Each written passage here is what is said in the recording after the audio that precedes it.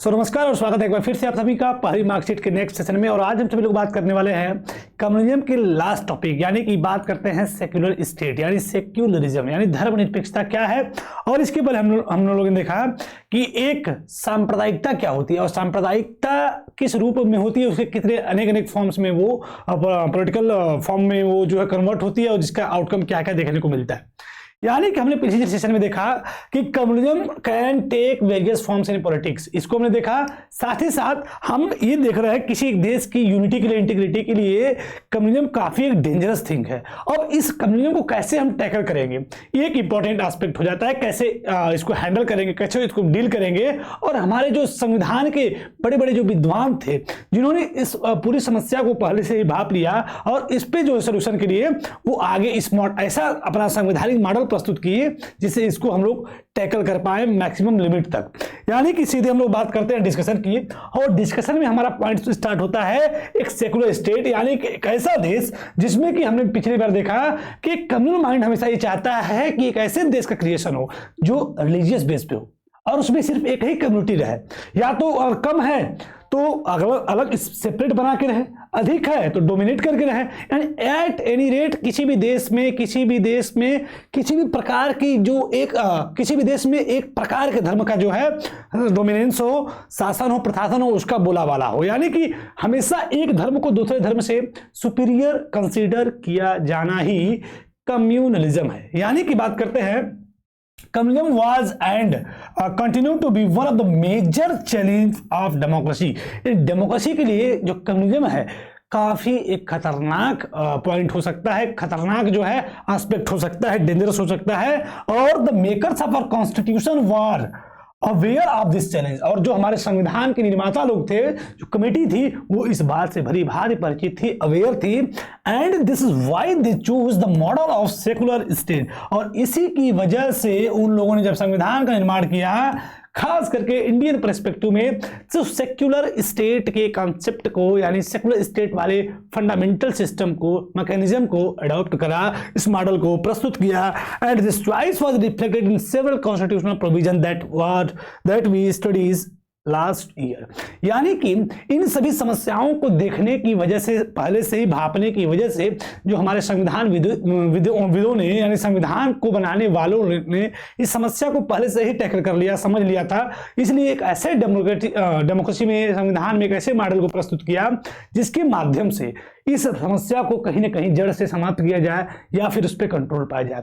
तो वो समस्या का समाधान था, समस्या थी कम्युनलिज्म, और उसका समाधान था सेक्युलरिज्म यानी सेक्युलर स्टेट। एक ऐसा देश हो जो सेक्युलर हो यानी धर्म निरपेक्ष हो, जो उस देश में किसी भी प्रकार के धर्म का बोला बाला ना हो। धर्म तो सभी हो, लेकिन क्या क्या प्रोसेस है उसको हम लोग देखते हैं। सीधे आते हैं पॉइंट पे कि secularism refers to the separation of religion from the state. काफी शानदार डेफिनेशन है कि secularism refers to the separation of religion from the state.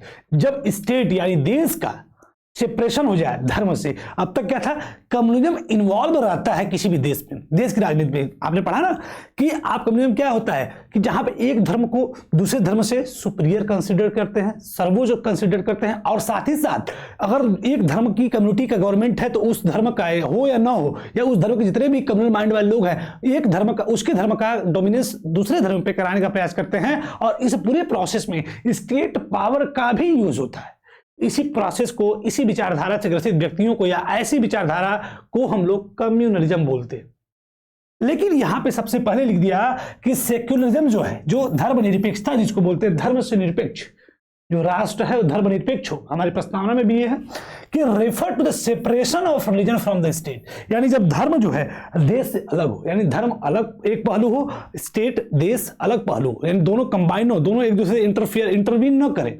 धर्म का एक अलग मामला हो, देश का एक अलग मामला हो, दोनों अलग अलग। सेपरेशन यानी कि बोल रहा है कि जो रिलीजन हो स्टेट से बिल्कुल क्या हो, सेपरेट हो, अलग हो, वो दोनों एक ही पर्सपेक्टिव में ना हो। कैसे, जब that the state should not discriminate among it's citizen on the basis of religion. अर्थात कि स्टेट जो है या गवर्नमेंट जो बॉडीज है या गवर्नमेंट का जो मैकेनिज्म है किसी भी नागरिक के साथ उसके धर्म के आधार पर भेदभाव ना करे, and it should neither encourage not discourage the followers of any religion.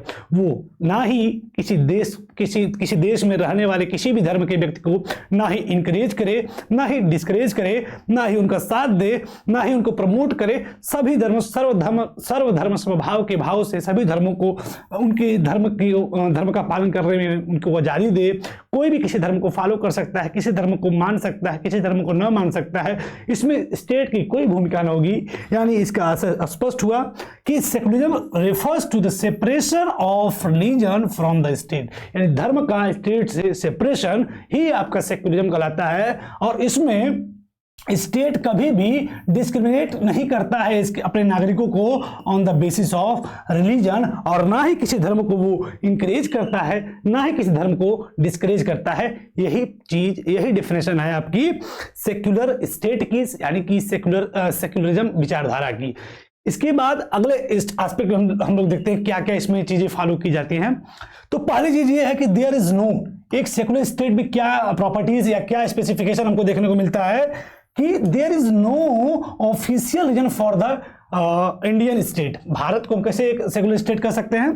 क्योंकि इसका कोई भी एक इंडियन जो है, इंडिया का कोई भी एक ऑफिशियल धर्म नहीं। जैसे कि in the context of Sri Lanka हमने देखा, चाहे भारत के अगल बगल के पड़ोसी कुछ देशों की बात कर लें हम लोग, जैसे कि बुद्धिज्म जो है श्रीलंका में फॉलो किया जाता है। उस देश का धर्म मेजोरिटी में धर्म भी, भले मेजोरिटी में सिन्हारा कम्युनिटी है, वो बुद्धिज्म को फॉलो करती है।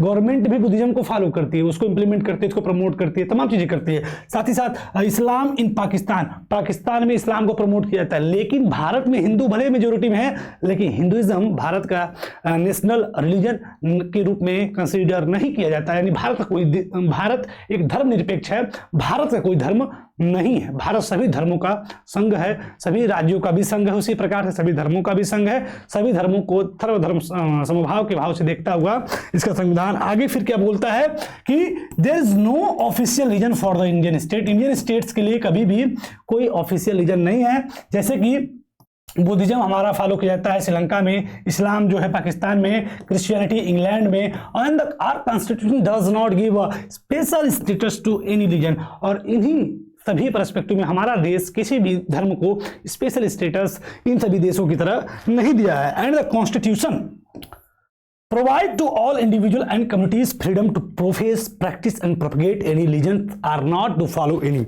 ये की वर्ड्स आप याद रखेंगे।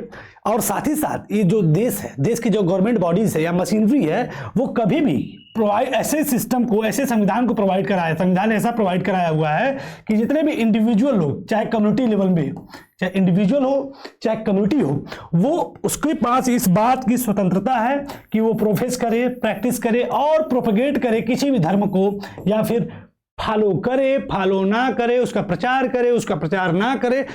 दोनों पहलू में वो स्वतंत्र है, उसमें कहीं से स्टेट का, गवर्नमेंट का कोई इंटरवेंशन नहीं होता है। यही पहचान होती है एक सेकुलर स्टेट की, एक सेकुलर कंट्री की। एक सेक्युलरिज्म विचारधारा को निष्पादित होते हुए हम लोग बिल्कुल इंडिया में देख सकते हैं, जिसमें गवर्नमेंट कहीं से भी इस चीज को प्रतिपादित नहीं करती है, इंपोजिंग नहीं करती है। And the constitution prohibits discrimination on the ground of religion. साथ ही साथ हमारा जो संविधान है, धर्म के आधार पर किसी भी प्रकार के डिस्क्रिमिनेशन को सीधे तौर पे क्या करता है, रोकता है। यानी किसी भी व्यक्ति के साथ, इंडिविजुअल के साथ, कम्युनिटी के साथ, धर्म के आधार पे उसके साथ भेदभाव नहीं हो सकता है। And the next point is that at the same time the constitution allowed to state to intervene in the matter of religion in order to ensure equality within the religious communities. For example it ban the untouchability. और भी तमाम example हैं। साथ ही साथ अभी हमने देखा state का इंटरवेंशन किसी भी देश में, भारत के जितने भी धर्मों के जो आंतरिक मामले हैं, या धर्म को किसी व्यक्ति धर्म को मान रहा है, नहीं मान रहा है, प्रचार कर रहा है, प्रमोट कर रहा है, नहीं कर रहा है, ये उसकी मर्जी। इसको पूरी तरह संवैधानिक रूप से उसको स्वतंत्रता दी गई है कि धार्मिक स्वतंत्रता आपको है, आप किसी भी धर्म को मान सकते हैं, किसी धर्म को नहीं मान सकते हैं ये। लेकिन साथ ही साथ अगर किसी धर्म में किसी समानता को मेंटेन, इक्वलिटी को मेंटेन करने के लिए स्टेट, अब तक हमने पढ़ा स्टेट इंटरवीन नहीं करता किसी धर्म के आंतरिक मामलों में, लेकिन अगर उस धर्म के, उस कम्युनिटी के, उस इंडिविजुअल या किसी भी सिस्टम में फैमिली लॉ के नाम पे अगर किसी भी धर्म के अंदर अनइक्वलिटी प्रैक्टिस की जा रही है या इक्वलिटी नहीं दिख रही है, ऐसा कुछ ऐसी चीजें हो रही है जिसकी वजह से इक्वलिटी प्रमोट ना बल्कि डिमोट हो रही हो, तो उसमें स्टेट इंटरवेंशन करता है। जैसे कि same time the constitution allows करता है स्टेट को कि वो इंटरवीन करे matter of religion in order to ensure equality, यानी इक्वलिटी को इंश्योर करने की अगर जब बात आएगी तो स्टेट बिल्कुल उसमें इंटरवीन करेगा, हस्तक्षेप करेगा। मतलब कि जैसे आपने दो चीजें देखा होगा, अनटचेबिलिटी जिसमें कि ये हिंदुइज्म में काफी चीजें रही, मतलब एक बिल्कुल दुखद बात है अनटचेबिलिटी। और इसके अंतर्गत हमने ये देखा ये किसी एक धर्म का विशेष आंतरिक मामला है, लेकिन सरकार ने, गवर्नमेंट ने, संविधान ने इस चीज को इंटरवीन किया, इसमें इंटरवीन किया और इस चीज को पूरी तरीके से समाप्त करने के लिए उसमें इंटरवेंशन करती है। उस पर तमाम कार्यकलाप, संवैधानिक अधिकार या तमाम चीजें मेंटेन करके उस धर्म के आंतरिक मामलों में हस्तक्षेप करती है, क्योंकि इसके अंतर्गत समाज के कुछ वर्गों में अनइक्वलिटी प्रैक्टिस की जा रही थी और उसमें इक्वलिटी को मेंटेन करने के लिए इस चीज को उसने हटाया और इस चीज को उसने इंटरवीन किया। लेकिन वही कोई व्यक्ति किसी धर्म को मान रहा है, नहीं मान रहा है, प्रैक्टिस कर रहा है, नहीं कर रहा है, इस मामले में वो कभी भी इंटरवीन नहीं करेगी कि आप इस धर्म को मानिए, आप इस धर्म को मानिए, आप इस धर्म को मानिए। साथ ही साथ अगर इस्लाम कम्युनिटी में बात करें तो उसमें ट्रिपल तलाक आप देख सकते हैं, ये उनका आंतरिक मामला था, लेकिन फिर भी इसमें अनइक्वलिटी प्रैक्टिस की जा रही थी, महिलाओं के साथ भेदभाव हो रहा था। तो इस चीज को भी प्रोहिबिट करने के लिए, रोकने के लिए गवर्नमेंट की मशीनरी या फिर संविधान ने इंटरवीन किया और उस चीज को मेंटेन किया, उसको हटाया। तो ऐसे तमाम एग्जाम्पल हमारे गवर्नमेंट, हमारे देश की जो डेमोक्रेसी है उसकी सुंदरता को और भी शानदार करते हैं और भी बेहतर करते हैं। और नेक्स्ट पॉइंट देखें तो सेकुलरिज्म जो सेकुलरिज्म है is not just an ideology of some parties or person. तो इन सभी बातों को देखकर हम लोग फाइनली इस बात पे आते हैं कि जो सेकुलरिज्म है वो सिर्फ एक आइडियोलॉजी नहीं है कुछ पार्टी का या कुछ लोगों का।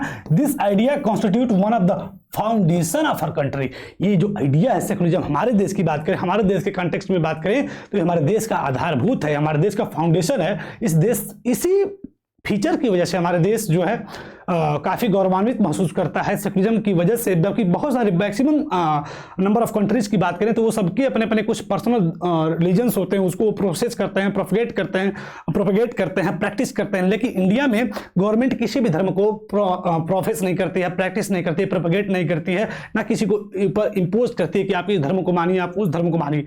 तो ये काफ़ी सुंदरता देखने को मिलती है। तो communism should not be seen as threat of some people in India, it is threaten a very idea of India.